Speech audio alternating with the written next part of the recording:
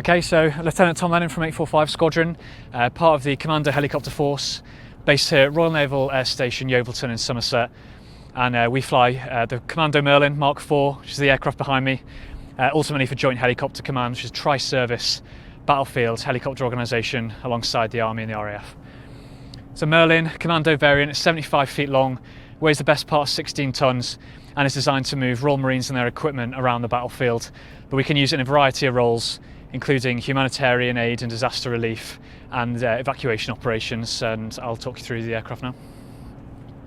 So one of the biggest features we have to help us, strong set of wheels, nose cone and sponsons. That means the aircraft can land on all sorts of surfaces, from desert sand to ice and snow, decks of a ship or ashore as we see it now.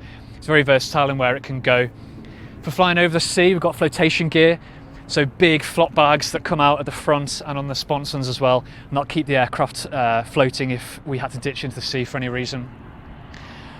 One of the most useful elements of the aircraft in terms of working in a humanitarian aid and disaster relief role is the cargo door.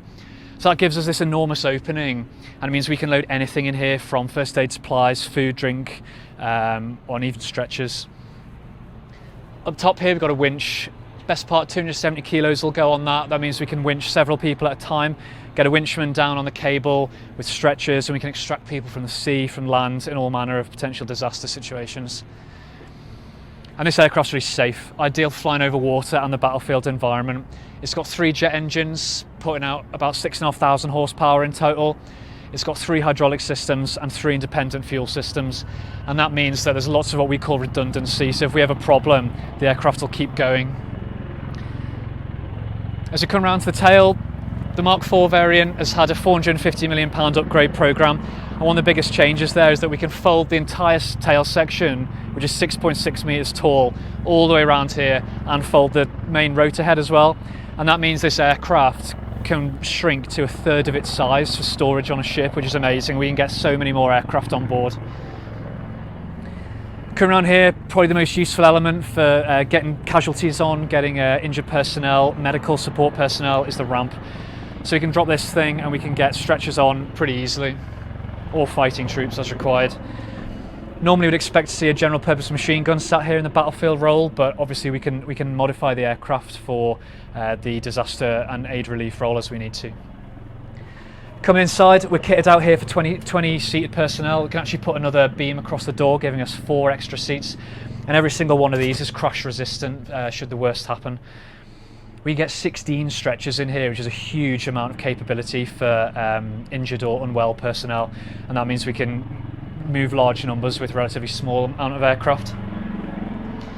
The aircraft itself is perfectly designed to move people who might be suffering from illness in some way. Drop the top here and we've got an IV drip holder, so medical personnel can provide the intravenous fluids that are required. All this is going on while the aircraft's on the move. If we're in a situation where we need to winch somebody, that winch that I mentioned can be controlled from the air crewman here, so they can actually take a limited degree of flying control authority from the pilot and use this joystick to actually operate the aircraft up to about 10 knots in speed either way, which is a bit strange for us in the front going hands off. Big feature here in terms of moving stores around.